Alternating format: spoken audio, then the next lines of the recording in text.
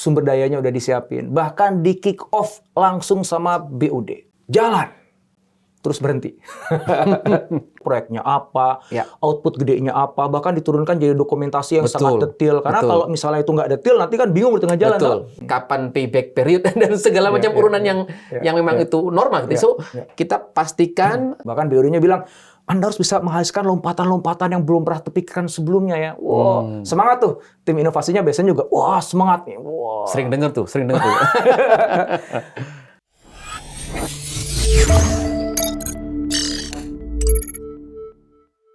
Baik, kita di episode kedua membahas tentang Strategic Innovation Project atau bahasa gaulnya proyek inovasi. Ya. Mulai dari pertanyaan pertama. Ini perusahaan sudah punya proyek inovasi, orangnya udah jelas, kemudian sumber dayanya udah disiapin, bahkan di kick off langsung sama BUD. Jalan, terus berhenti. Kenapa? A. Arah dan aturan mainnya nggak jelas. B. Tidak ada sistem pendukung yang solid. C. Terjebak pada tekanan pekerjaan rutin atau BAU.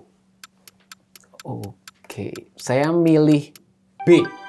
Tidak adanya sistem pendukung yang solid. Maksudnya gimana tuh? Jadi gini Mas Indra, sering sekali saat Mas Indra juga tahu ya, kita mendampingi banyak perusahaan yang dari awal niat pingin jalanin proyek inovasi, Mas. Tim inovasinya ada. Bahkan kemudian, seperti tadi yang Mas Indra sampaikan, di kick off oleh direksi. Tapi itu tim dibiarkan jalan sendiri.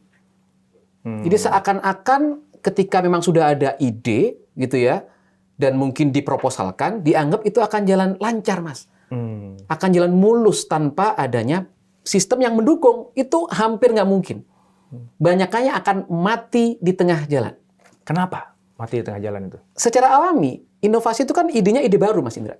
Sesuatu yang baru, kemudian ditaruh, kayak kita nanam sesuatu ya, yang masih jadi bibit, ditaruh di lahan, kemudian yang di lahan itu sudah ada pohon-pohon gede. Yang sudah ada berbagai macam rencana kerja dari masing-masing, entah itu departemen, divisi yang sudah ada sebelumnya. Jelas akan banyak matinya itu ide yang baru itu. Jadi memang mesti harus dikawal dengan sistem pendukung yang solid.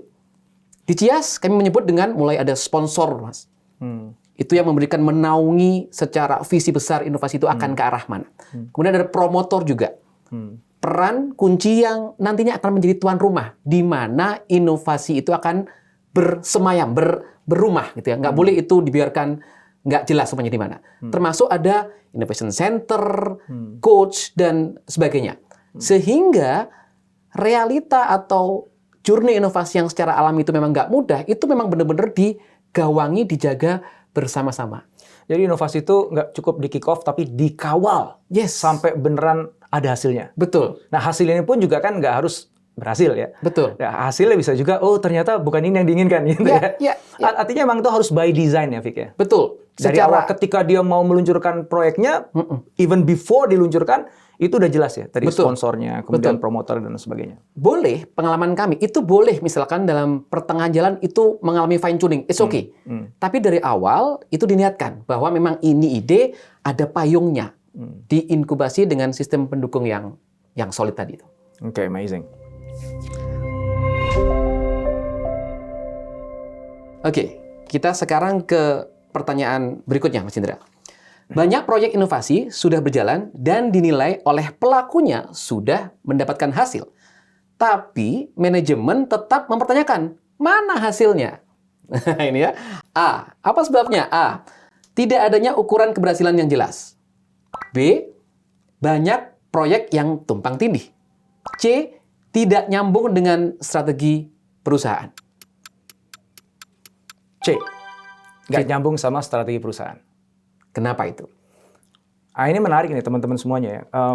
Kalau dari perspektifnya si inovatornya itu, tim inovasinya, bisa jadi mereka ngerasa bahwa yang dikerjain dengan susah payah itu ada hasilnya. Buktinya misalnya kalau teman-teman buat aplikasi misalnya, yang download banyak kok. Nah, atau active usernya juga naik terus. Wah kan prestasi dong, ya nggak? Oh fitur ini dipakai. Tapi bisa jadi kemudian manajemen itu bilang, mana hasilnya? Soalnya bingung kan gitu. Loh, ini kan jelas ada hasilnya gitu. Tapi manajemen balik lagi, mana hasilnya? Nah, itu salahnya di mana itu? Salahnya adalah nggak sinkron antara apa yang dianggap sebagai keberhasilan bagi manajemen dengan apa yang dianggap keberhasilan bagi si Tim yang tadi. punya inovasi atau tim inovasinya. Nah, kalau manajemen kan jelas, ujungnya kan cuan, PNL. Ya, kalaupun misalnya nggak langsung itu berdampak pada PNL, tapi paling nggak selaras dengan apa yang jadi strategi besarnya perusahaan. Misalnya nih, manajemen di perusahaan Anda pengennya, yuk kita bergerak ke utara yuk. Wah, udah very clear tuh arahannya. Pada saat town hall meeting udah disampaikan, kita ke utara ya. Nah, terus Anda bikin inovasi dong. Inovasinya bergeraknya ke barat. Nyambung. Ya kan nggak nyambung kan?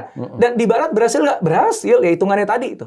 Oh, yang make banyak kok, gitu ya, download banyak kok, gitu. Dan ini loh buktinya, ini orang merasa diuntungkan, value-nya tinggi, bermanfaat, ya, apapun yang jadi inovasinya itu. Happy dong, happy. Tapi bagi manajemen, ya tapi bukan itu yang gue pengen. Kan di utara tadi kan. Ya. Harusnya lo kan ke utara, lo ngapain lo jangan di barat. Nah, bagi manajemen itu bukan keberhasilan. Bagi si yang bersangkutan itu keberhasilan gitu. Dan itu kan yang bikin akhirnya jadi orang mungkin jadi nggak semangat lagi inovasi karena merasa tidak ada apresiasi. Betul. Problemnya di mana? Problemnya di awal nggak clear. Arahnya di mana? Maka kalau kita di CES tuh ada namanya ISD. Ya, Innovation Strategic Directive. Itu kan satu dokumen sederhana sebenarnya, tapi ini jadi turunan dari strategik perusahaan, strategi besar perusahaan yang itu nantinya akan ditindaklanjuti melalui innovation. So semua apapun proyek inovasi yang dijalankan di perusahaan itu harus merujuknya ke situ. Karena kalau merujuknya ke situ pasti nyambung sama strategi besar dan kalau berhasil di situ pasti bikin happy BOD. Nah, di situ. Itu jadi C tadi ya jawabannya. Mantap. Oke. Gantian. Nah, pertanyaan yang ketiga ya. Masih ngomongin proyek inovasi, tentu aja. Ini ceritanya pada saat diluncurkan, biasalah, gegap gempita lah ya. Bos besar, bahkan BOD yang meluncur. Dan semangatnya pun semangat quantum leap. Semangat breakthrough. Bahkan BOD-nya bilang, Anda harus bisa menghasilkan lompatan-lompatan yang belum pernah terpikirkan sebelumnya ya. Semangat tuh. Tim inovasinya biasanya juga, semangat nih. Sering dengar tuh. Lucunya begitu jalan, ujungnya akhirnya ya gitu-gitu doang. Kalaupun innovation lah layak disebut incremental innovation ya.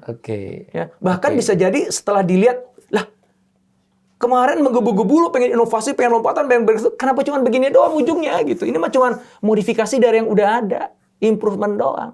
Nah, yang kayak gitu kan sering tuh kita temukan. Betul. Nah, pertanyaan nih teman-teman semuanya, kenapa? A, tim inovasinya kurang visioner. B, kekurangan sumber daya. C, pakai matriks dan proses di BAU yang biasa, yang existing. Oke. Ini pertanyaan, kalau saya milih C, Mas Indra. Jadi, matriks yang dipakai untuk mengukur inovasi itu, termasuk cara mengeksekusi, cara mengawalnya, itu masih pakai cara BAU. Kenapa kok gitu? Jadi gini, karena kalau kita ngomongin project di perusahaan, apalagi perusahaan besar seperti klien-klien kita, Mas Indra, sebenarnya kan mereka sangat sudah familiar dengan project. Ya, apapun itu projectnya. Tapi begitu kemudian ngomongin project inovasi, itu cara mereka mengukur dan mengeksekusi, itu masih pakai cara seperti umumnya project yang mereka lakukan. Project yang bukan inovasi. Bukan inovasi, jelas beda gitu ya. Matriksnya beda. Kita tahu inovasi itu kan nggak bisa langsung mendapatkan evidence pada skala yang mungkin sesuai visinya. Gitu. Jadi memang harus secara iteratif. Kita sering menyebut dengan ya iteratif lah, gitu ya, dengan agile dan sebagainya. Maka metrik-metrik ini nih, pemahaman antara kalau tadi kita sebut tentang sistem pendukung ya, stakeholder yang terkait itu harus sama bahwa ini proyek inovasi. Jangan samakan dengan proyek-proyek yang mungkin sudah umum kita alami. Sehingga cara ngukurnya, cara ngawalnya nggak boleh sama dengan proyek yang biasa. Supaya kebayang nih, proses yang biasanya dilakukan untuk proyek-proyek pada umumnya dan proses proyek inovasi itu bedanya dari mana? Gampangnya begini, kalau proyek umumnya tuh seringkali mengikuti logika habis merancang, perancangnya pun langsung gede, langsung skala gede, gitu ya. Kemudian mulai preparation, ya. Setelah preparation kemudian mulai mendapatkan berbagai macam resources yang dibutuhkan dan itu pun langsung skala gede. Sehingga karena memang sebenarnya yang diwujudkan sesuatu yang sudah sangat clear hitung-hitungan itu ya seperti itu, gitu ya. Inovasi kan beda, Mas Indra. Idenya bisa jadi kemudian bisa terkomunikasikan, visinya, tapi in reality kan banyak kejutan-kejutan. Sehingga memang kalau Cia selama ini mendampingi, kita selalu bawa, jangan buru-buru deh mengalokate sumber daya langsung pada skala penuh. Yuk kita dapatkan evidence sama-sama. Gitu ya. Kita ukurnya pun bukan pakai ukuran BAU, jangan pakai ukuran capex dulu, kemudian kapan payback period dan segala macam urunan yang memang itu normal. So kita pastikan semenjak pada stage yang itu memang masih manageable, proven, dan baru di scale belakangan. Baru scale up secara kemudian berjenjang. Oke, itu menarik ya teman-teman semuanya ya. Kalau teman-teman pernah terlibat dalam proyek kan itu yang terjadi kan. Jadi ketika sebelum proyeknya dijalankan itu harus punya clarity yang sangat jelas tuh proyeknya apa, output gedenya apa, bahkan diturunkan jadi dokumentasi yang sangat detail. Karena kalau misalnya itu nggak detail nanti kan bingung di tengah jalan. Betul. Sumber daya tadi ya, capex tadi harus sudah predefined di depan. Betul. Jadi kamu butuh dananya berapa untuk mengeksekusi proyek itu. Karena nggak bisa minta di tengah jalan nantinya, begitu udah di-approve. Gitu. Sementara inovasi, kita berangkatnya dari mana, berakhirnya bisa di tempat yang lain. Bisa beda. Jadi nggak mungkin kita buat dokumentasi lengkap di depan.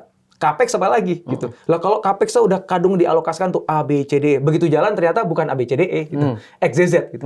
Ya kan nggak bisa dipakai lagi capex kan. Nah, logika tadi ya dimaksud ya berarti logika menjalankan proyek pada umumnya begitu dipakai untuk jalanin proyek inovasi, justru itu yang akan ngebunuh inovasi itu sendiri. Betul. Akhirnya ujungnya yang tadi niatnya pengen breakthrough lompatan berbeda banget, ujungnya ya kembali gitu lagi. BAU lagi. Ya paling improvement sana sini lah gitu. Karena terpenjara, tersandera oleh metriknya BAU dan prosesnya BAU. Ya, jadi harusnya gunakan completely different metrics. Ya. Prosesnya memang untuk inovasi khususnya. Tepat. Wow, amazing. Thank you.